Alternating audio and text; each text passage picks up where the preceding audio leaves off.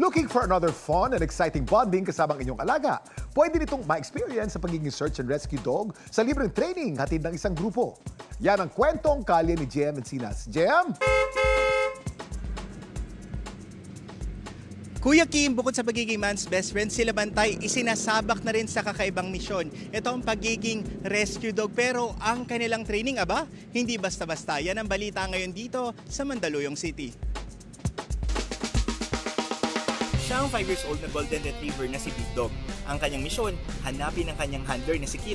Takbo rito, hanap doon, at matapos ang ilang segundo, good search. Mula sa pagiging lovable fur baby, ngayon, training na siya ng Metro Manila Dog Association Kabatani Corps -9.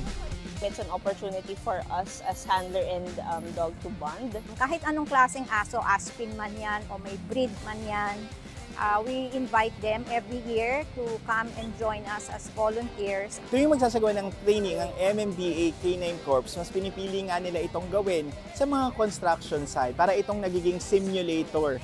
Mas maraming obstacle kung saan mas matcha-challenge yung mga aso. May dalawang klase ng search and rescue training ang mga aso.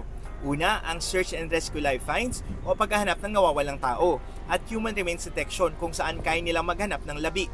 Ang border collie na si Tala, hindi na lang handler niya ang kayang hanapin. Kahit ang ibang taong nakatago at nawawala, kaya niya na raw. Expert naman sa human remains detection ang German Shepherd na si Ginos at ipinadala na siya sa iba't ibang rescue and search operations. Yung pinaghirapan namin na pagtitraining, ayun, nakasagip kami ng tao.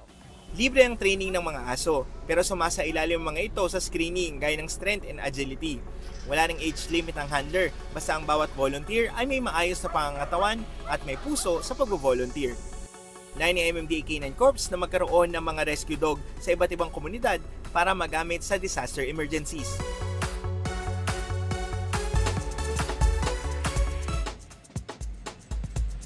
Kuya Kim, bukod sa search and rescue, ang mga asong ito, tinitrain din yung kanilang agility at stability. Kagaya na lang ng cute na JRT na si Yasi. Yasi, are you ready? Magpakita tayo ng magaling na skills natin. Go, Sir Willie!